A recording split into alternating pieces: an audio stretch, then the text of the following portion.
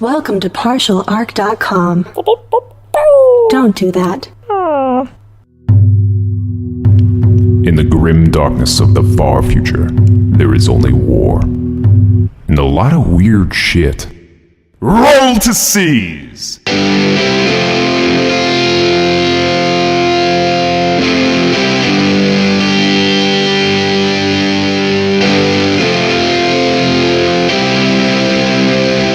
Welcome to Roll to Seize. This is episode 31. I'm your host, Jay Jones, and I'm joined by my co-host and Warhammer enthusiast, Andrew Digginger. Hello.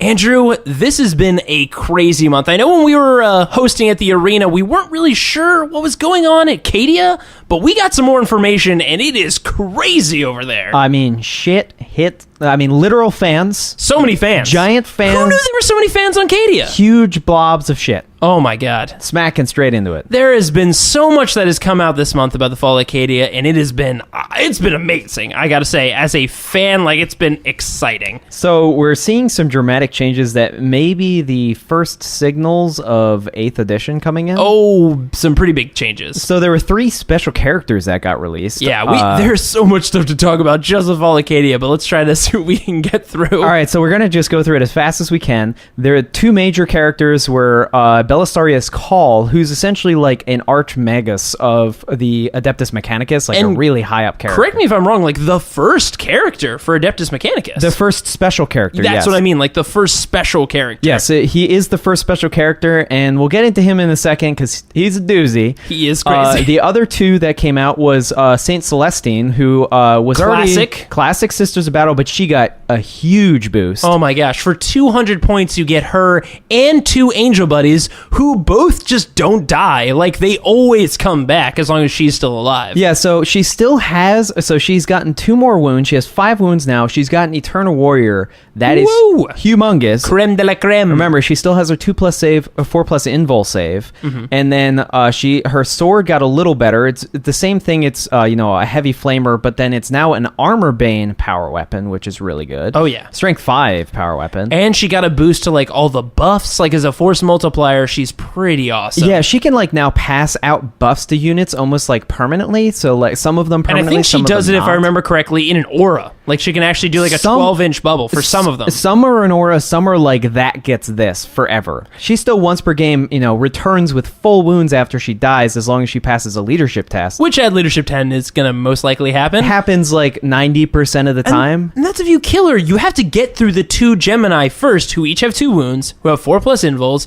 And the thing is, they have an auto lookout sir ability, basically just like the Genestealer cult do, because you always have to kill the Gemini before you can hit Celestine. You must damage the Gemini first, and then just for free every turn she can bring one of them back. And then the biggest bonus, though, is drones for Tau or Fen Region Wolves for Space Wolves, is that she can join any unit and they come with her. Yep. Which then is she is so hard to kill, it's ridiculous. Oh my gosh. The last character was Inquisitor Greyfax, who's been locked in a Tesseract Vault from Trazyn the Infinite for long time. She's been hanging out in there playing chess with Trazyn. And she came out and was surprised is an understatement to see literal... Is it because the Imperium has fallen into...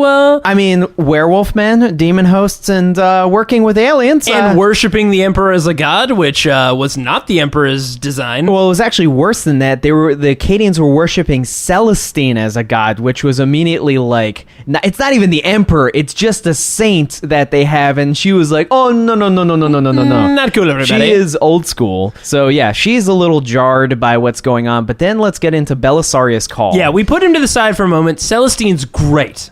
Great for Sisters of Battle. Super hard to kill. Excellent force multiplier. Actually kills things now. And Greyfax is really neat as well, but we got to talk about Belisarius Call because holy shit. Okay, so there's a bit of a mix with regards to people's opinions about him, and I got to say this right now, just from a personal standpoint of playing AdMech, I cannot wait to use him because he's literally the most ridiculous character I've ever seen. He's 200 points. 200 points is a little absurd because he's T6, he's 5 wounds, he's strength 5, weapon skill and ballistic skill 5, and he's LD 10 and has a 2+ save, a 5+ invul, and a re-rollable feel no pain. Yeah. A re-rollable feel no pain? It gets worse. Oh, yep. So he just automatically, no rolls or anything, just gets D3 wounds back every turn. Pretty nice. Just D3, just like that's like some Age of Sigmar shit. You're saying like he's just bam, I get wounds back. Bam, I'm back, baby.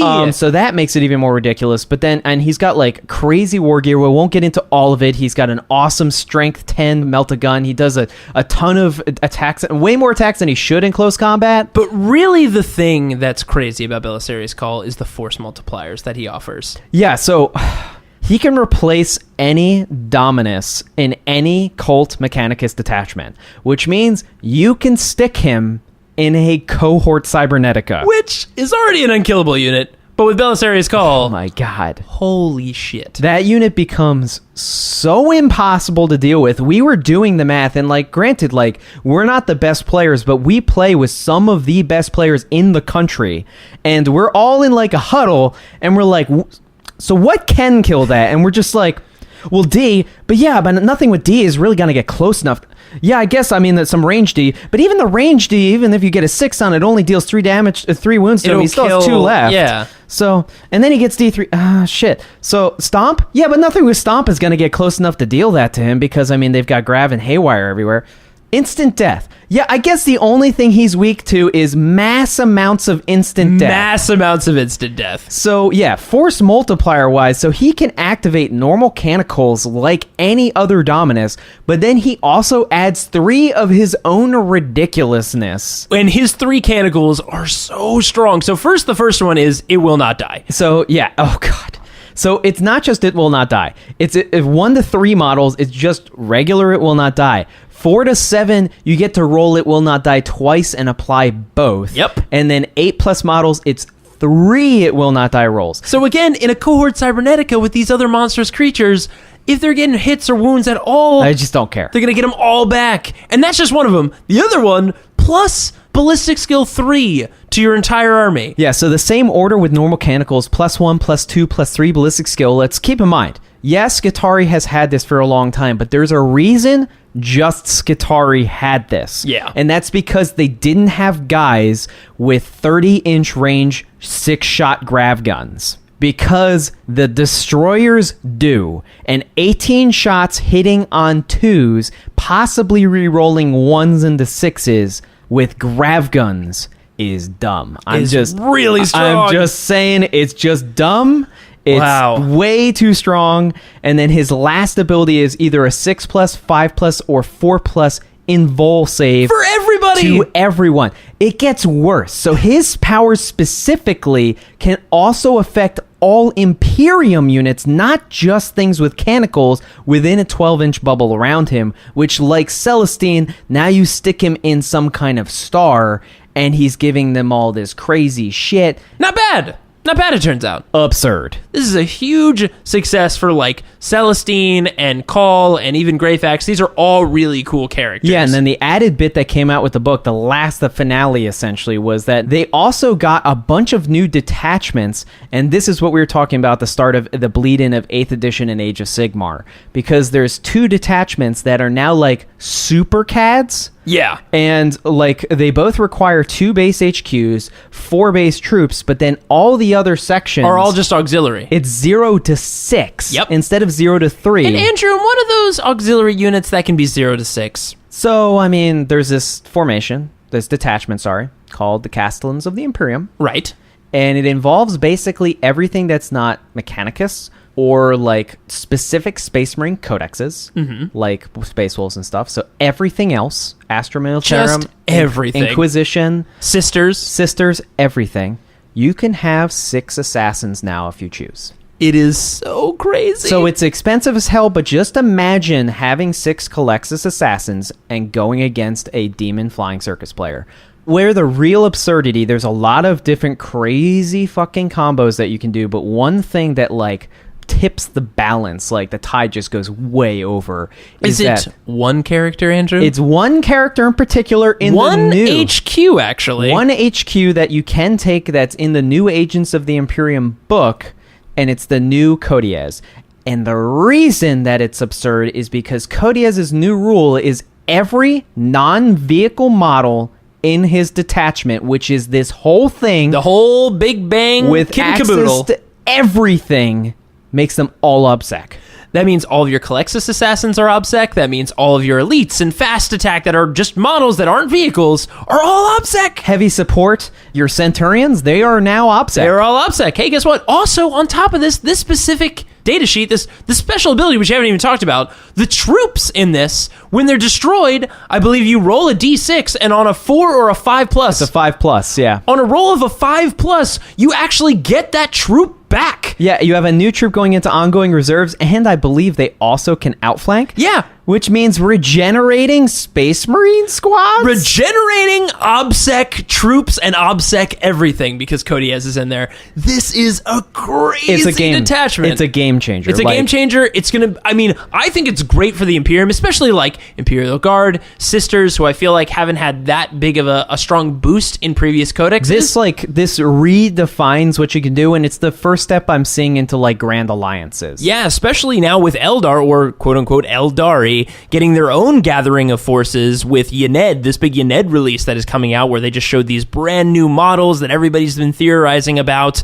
This is an exciting time to see where all of these things come together for 8th edition, to see what kind of quote-unquote grand alliances we get.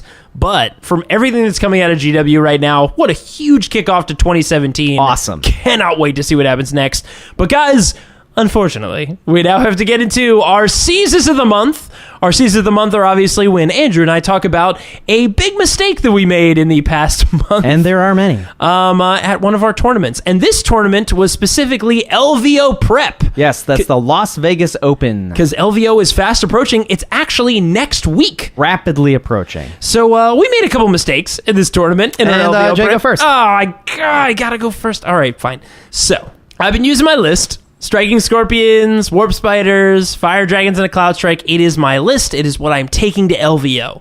Now, doesn't mean I'm still good with this list, but I have been using it for a while. Anyways, in one of the games I was playing against a Corsair, Dark Eldar, Craft World Eldar mix. It's kind of like this... I don't see a lot of those these days. Yeah, I don't see a lot of those.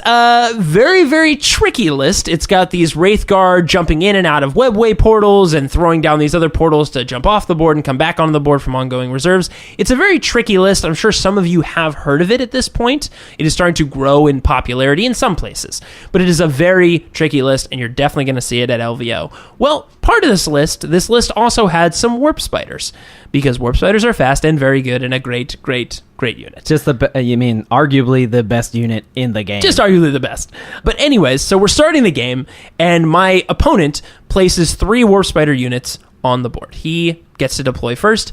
I get to deploy second. So I see he has these Warp Spiders on the board, and he is placing them right at the edge, where he's going to obviously turn 1 be jumping forward with these Warp Spiders to get right in my face. Now, I typically null deploy, and I usually just infiltrate my Striking Scorpions in and put them around on the board, and then just wait for my second turn. Defensible location. Beta Strike to come in, right? Well, these Warp Spiders were obviously going to be in my face. They were going to come in and shoot me, and instead of just placing my Striking Scorpions on the board and deploying them, which, by the way, I ended up deploying them in my own deployment zone anyways, I decided to infiltrate them, but infiltrate them in my own deployment zone. So anyone might be thinking right now, okay, well, if they're ending up in the same place, what's the real problem? Some of you might also recognize, hey, when you infiltrate something, you can assault turn 1. And guess what my Striking Scorpions are really good at, especially really good at doing against Warp Spiders? That's assaulting them. So turn 1... I cannot attack with them, and guess who's right in my face? Warp Spiders. Because Warp Spider's only real weakness is close combat. Yes. So let's be clear that, one of the major changes that happened in the GW FAQ is you no longer must infiltrate if you have infiltrate. Because that was like a thorn in everyone's side. Oh, yeah. Remember, I'm a Skitarii Admech player as well as some other things, but like having those Ikarian infiltrators just sit there while drop pods are in front of them was just like the most heartbreaking thing ever. Yeah. Just like, right, because I have to stand. Yeah. I don't want to be anywhere but my deployment zone, but I guess I have to stand. So thankfully that's gone. Yeah. So unfortunately, I should have just deployed my Striking Scorpions, but I chose to infiltrate them because my biggest C's here is don't restrict yourself to the same tactics with every game. You do kind of like copy pasta yourself. I kind of copy pasta myself, yeah, where I go into a game, I'm like, I did this in every other game, so I will do this in this game. I made robot hand gestures when I did that. You could not see them.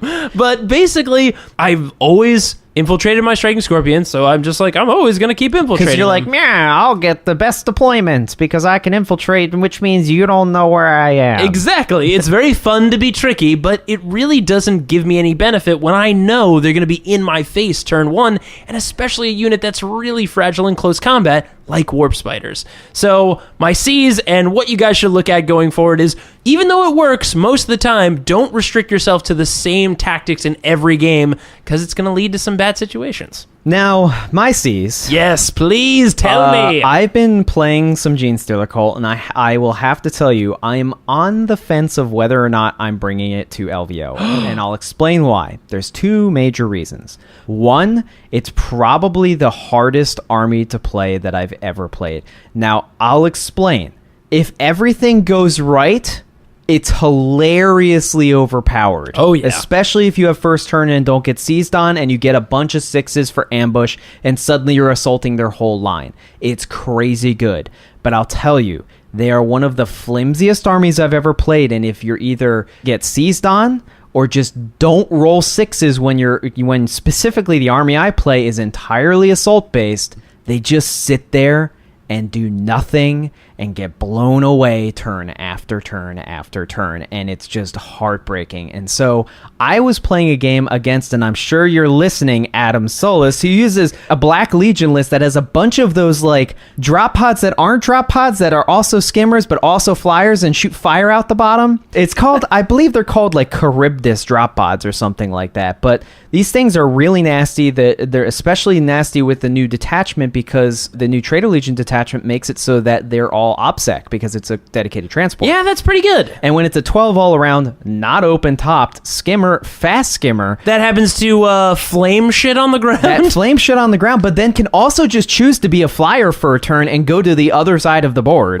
Sounds pretty good. And remember, I keep saying, it's OBSEC. Very important. Let me drive this home. It is also still upset. It is still OBSEC, so these things are really nasty, but he made a critical mistake that I didn't realize, unfortunately, until it was too late. He decided not to deploy anything. Even more so because I had first turn, which means that I could have, he had a bunch of stuff just arriving from reserves, including a mini Bike Star, some Havocs, and a bunch of other stuff arriving from reserve. Remember, I am ambushing, which means that I could literally have lined his entire deployment edge with models, and they would have all died when they came in. Because they're not outflanking, right? They're not. He had nothing that could outflank. That means the only things that could come in were the drop pods with guys inside, and a couple Helldrakes, and that's it. But everything else would die as it His comes in. HQ, his entire biker bomb, and his Havocs and whatever else would have just died automatically. Wow. Now I'll reiterate. I caught it too late to take full advantage of it, but I did still manage second turn to cover most of his edge, that his Havocs did die automatically. Nice. And half of his biker bomb couldn't be deployed, so that half of them died. Unfortunately, don't really have an answer for flying AV-12 drop pods that just go around all over the place. What? And ignore cover with their flame shit, which my flimsy 5+ saves doesn't hold up against. Right. So he would just, like, I would assault him, or I would shoot at him, because I'm using a mix of Genestealer Cult and Flyrants, and my curse with Flyrant still lives. Obviously, I'll still Perils of the Warp with a Flyrant that has 2 wounds left, and then fail a Feel No Pain, and then fail a grounding check, and then fail another Feel No Pain, and then a 2-wound Flyrant just dies in my own turn. And that happened twice. The visual of that is hilarious. Of just like a hive turret just in the air, just like having a comes seizure. to a crashing halt into the ground and just detonates. Just like, I mean, and it literally happened twice. It happened to me 2 games in a row, which is just silly. Wow. But yeah, that one mistake of failing to catch all of his reserve units, essentially, from being able to come in, made it so his HQ, who was like a melee death bomb, God, Black Legion has an ability where they can just roll like extra boons every time. Yeah, it just by the end of the game, that thing is just a monster. Well, I assaulted his Bike Star after his Bike Star had come in. I had killed everyone, but before that happened, his Lord turned into a Demon Prince. Oh, good. Which then he started to carve through all my guys, because he's like initiative like 8. So like he just goes through everybody, just like a lawnmower. And remember, all of his stuff's OBSEC, so he just was flying his drop pods across the board, and the best thing I could do was get in close combat, but then he just lifts up and flats out 18 inches away or something. Flies away, burning people as he goes. I just couldn't keep up, and I never rolled enough 6s to just be there and assault it with like my rock saws and stuff like that. So yeah, big C's of the month. Not realizing that he doesn't have outflank, and I could have killed 50% of his army without doing anything. That's some pretty big C's, it seems like. Missed Warlord, and he won the game in the end. Wow. And hey, Adam, good job with your crazy drop pod death machines. Yes, son of a bitch. But like I said, Gene Stealer Cult, I'm inexperienced, and I think it's a case of maybe just too soon. Like, I think I just need to play it more and learn it more, because the list is obviously not where it needs to be. And LVO is right around the corner, so I understand the hesitation. And I also understand you might be getting a call, Andrew. A call from the mistress. The mistress that would be a surprise. Guys, come say hi. Come say hi to Andrew at LVO. And see the ridiculousness he bought. See what mistress he is bringing. We'll be wearing our Roll to See shirts. So come find out the mystery of the mistress. And on that note, guys, let's head over to the Brown Library.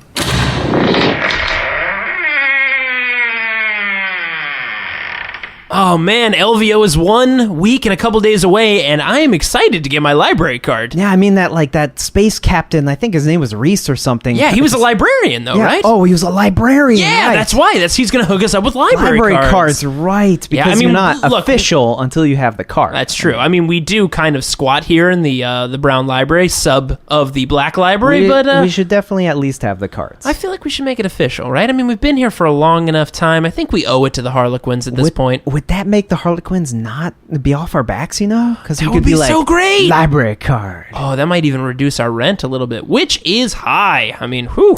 I mean, look, the real estate, you can't beat it, okay? In the Webway, in the Black Library, I get it. Pretty nice, but still, I think it's a little bit too high. A little bit steep? Yeah. It's steep? Yeah. I mean, we do have to part-time work for an Inquisitor and in a Witch Arena. So, I mean, if that doesn't say anything...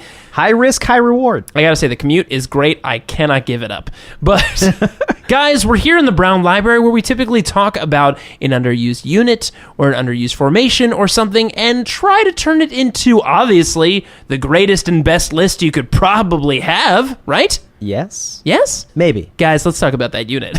All right, so we're going to be talking about two things, but there's going to be a main focus to the theme of this list. And the focus is Tau tanks. Tau tanks? A lot of you have already picked up and left. Right. Because you're like, fuck, I don't care about this. Tau tanks? What? All right, so there's two key formations, specifically for tanks. One sort of half tanks is more transports, but the other one is tank specific. I've literally never seen anyone by myself use, but there's also a unit that goes in the transport that I've not seen once since the 7th edition Tau Codex has come out. Really? And that is Breachers.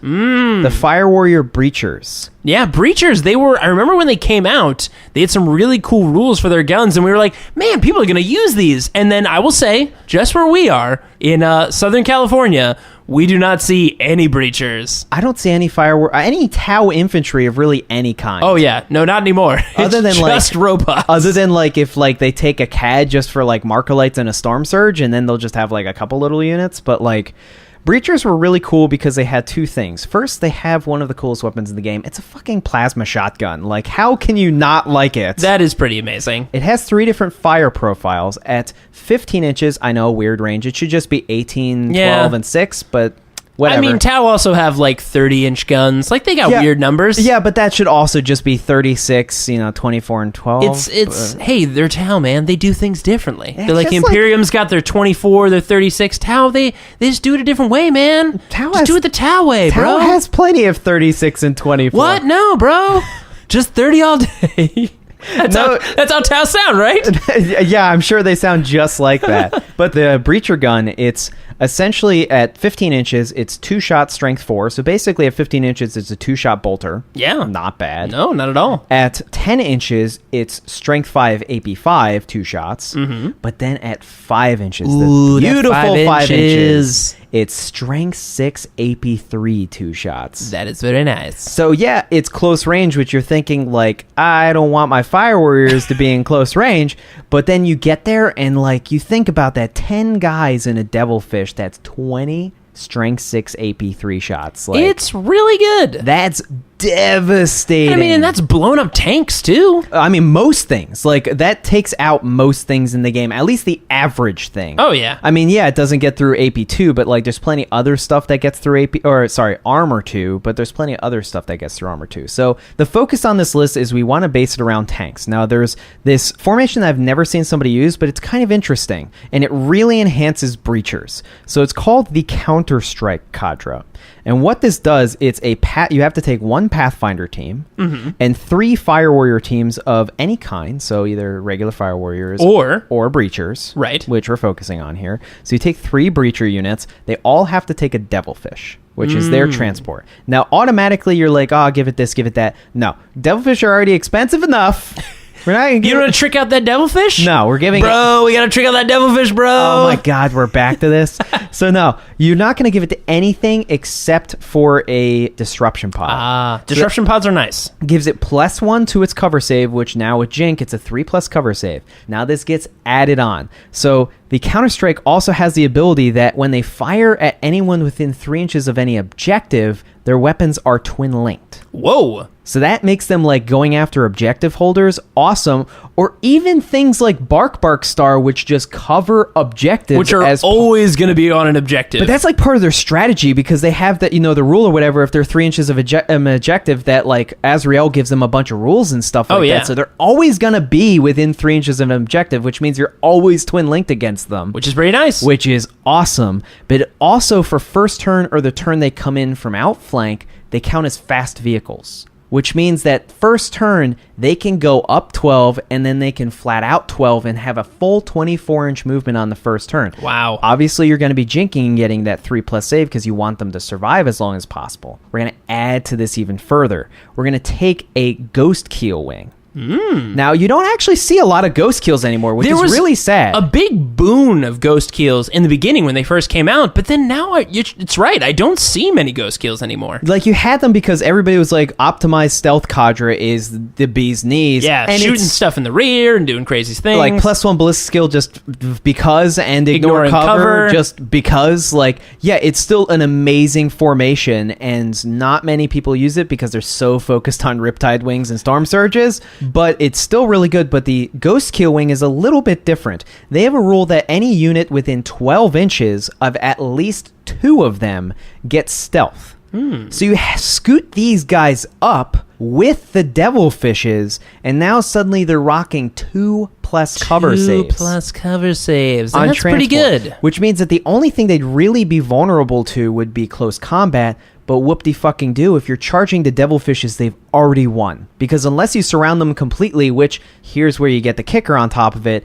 is if you don't move that full 24 inches like you don't have to, then you can sit the Ghost Keels at the rear armor hatch, and they can't be surrounded. That is a good point. And that also gives Ghost Keels cover saves, which, if you don't know, Ghost Keels have, like, ridiculous cover saves. Oh, yeah, it's insane. So it's like beyond 12 inches, as long as they have a drone, they double the effect of any cover they have, and they're already shrouded, which means just being behind the Devilfish, they've got a 2+ cover save as well. Yeah. So 2+ cover saves with more 2+ cover saves, and that turn 2 is just like, holy shit. That's when the breachers can bust out and just go nuts. And then as our tank focus, there's another formation that people never use that I've used once, and it's actually pretty great. And it's called the Armored Interdiction Cadre. Now, normally, like, hammerheads aren't awesome because they have either, you take them with a rail weapon and then it's a one-shot gun, and we know one-shot guns are just like... One-shot guns are tough. Especially when you're low BS, and it's just like, now they are BS4 now stock, which is really good. I think they were in the previous codex, but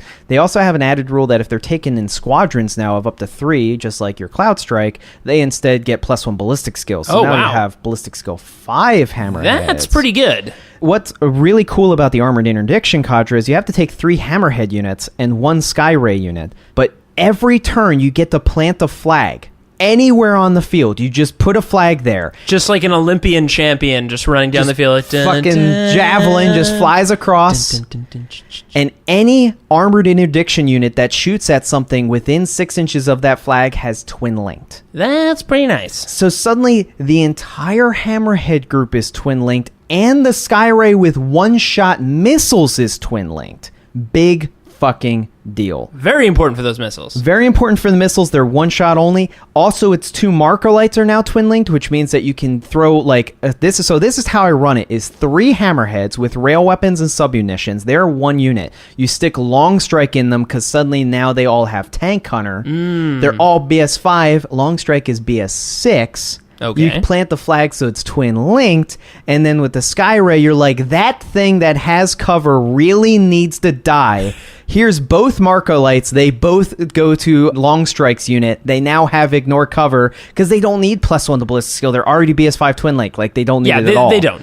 Rerolling 2+, yeah. And then they just, like, that thing is dead. The other 2 hammerheads, this is another thing, is like, people have not paid attention to the Forge World hammerhead variants that they put into the third book. I don't think I've ever seen a Forge World hammerhead variant. So they basically gave it the option of different turret attachments. Now, some of them are like better than others, but there's one that's actually just, when you really think about it, it's kind of absurd. They added a gun in the Forge World book called a long-barreled burst cannon. Now, what this is a 6-shot, 36-inch burst cannon. Whoa. But the turret is 2 of them. What? So that's 12. What? Strength 5 AP5 shots at 36 inches just from that. Then you give it a smart missile system, and suddenly you're firing 16 Strength 5 shots. Jeez. From one platform. That's twin linked. Well, that's the front's twin linked, the back are not. But then you shoot something within that flag in that 12-inch diameter, and now it is twin linked. That's and what I you're mean. Just like, yeah, and it's just like the output of firepower. Now I'm telling you, like, people are like, hammerheads, I don't know,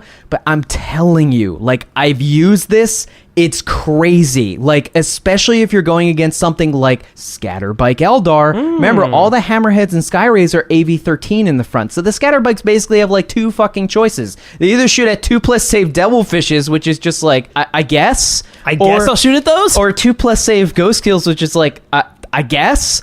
Or you shoot at, you can't shoot at the AV-13 front armor hammerheads, which are now literally deleting a squad of bikes per turn. Yeah, that's brutal. That is the army, basically, is just this nonsense. It's these 3 formations. That's 48 strength 5 shots from 3 hammerheads. Yeah. That's so many strength 5 shots. Now, we only have 2 in this because specifically it's 2 separate units, and they're basically like the flank units. What is that? That's 32 shots? 32 shots from just 2 platforms, reaching out to 36 inches or 30 inches, and it's twin linked if you put it in that bubble. And it's just like, they're already BS4, so it's already really good. Wow. And then you're like, oh, wait, but you have to like keep them in the group. No. They can be anywhere. So you can spread them out all over your line and just be like, the flag's there. And it would be different if like they didn't have long range weapons, but a 36-inch range weapon, especially on a vehicle that can move 6 and still fire 1 of them, but if it's stationary, it's just like, forget about it. Oh my God, yeah. It's just laying down so much volume of fire, and this is why I like it better than a lot of what has been seen with Tau lists in general,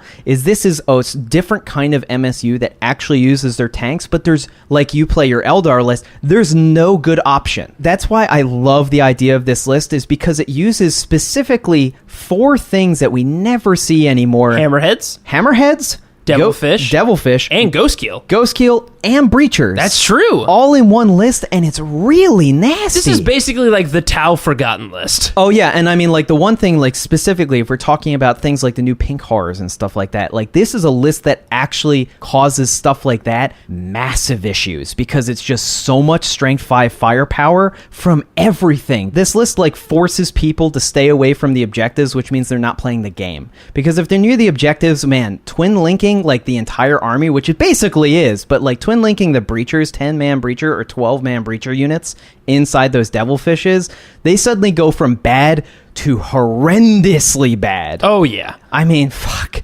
24 Twin Link Strength 6 AB3 shots is just like nothing it's a lot of wants to firepower. face that. No, definitely not. Yeah. So that's the list, Jay. That's pretty awesome. And like the Breachers, they're regular fire warriors, right? They're just like regular fire warriors, but I forgot to tell you. So you don't take them in a full 12-man unit because you give them just at least one drone. Because there's a drone, they have this like shield generator built into them. Well, it's normally a 6+ save, but you can take this drone that makes it a 5+ invul. So now you suddenly have fire warriors that are demons firing 2-shot strength 6 AP3 rounds at point blank range. Oh, because I forgot to add the icing on the cake. There's one thing you can change in this list if you so choose. You can choose to get rid of the ghost keels and take a CAD. And if you take a CAD, you can take ethereals and stick them in the breacher squads. Oh, and suddenly then now they're you're all firing 3 shots apiece, and then you're just like, oh my god, that's a lot of shots. it's bad. Wow, I really like this. So what's the name of this list? It's called the Armored Company list because it's just got to be like, this is, I imagine, their Krieg, essentially, is they have these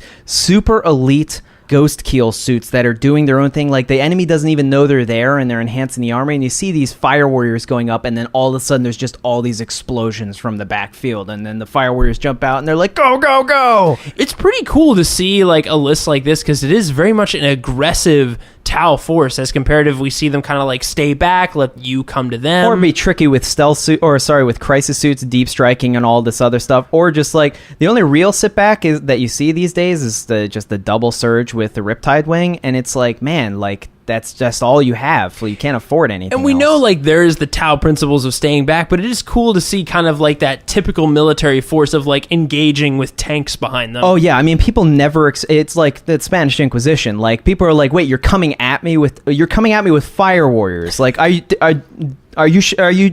having a hemorrhage right now? Like, are you sure you're thinking straight? So guys, if you really want to throw off a player at LVO, bring this list. They'll be like, wait, there's no Riptides, there's no Storm Surges.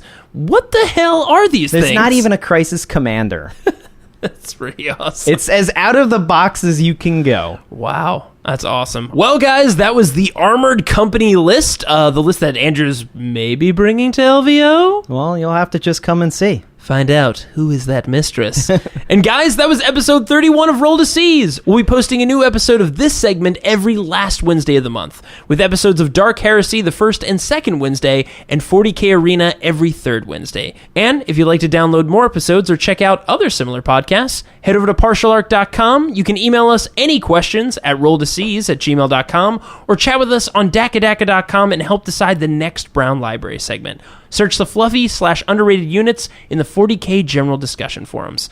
Of course, you can always follow us on Twitter and Instagram for tournament and model picks at Partial Arc. I'm sure we're going to have a ton after LVO at the end of next week. We're blowing it up. Ooh, thanks for listening. And your fun fact for this month is... So I just want to reiterate that Tau, the biggest misnomer with Tau is that they're fish people. They're not fish people. Are they not fish people? They are desert dwellers. They are surfers, bro. They are bro surfers. Like, you went to the surfer thing, and I'm like, they're not goddamn fish. Like, That's true. everybody thinks they're fish. They're from the desert.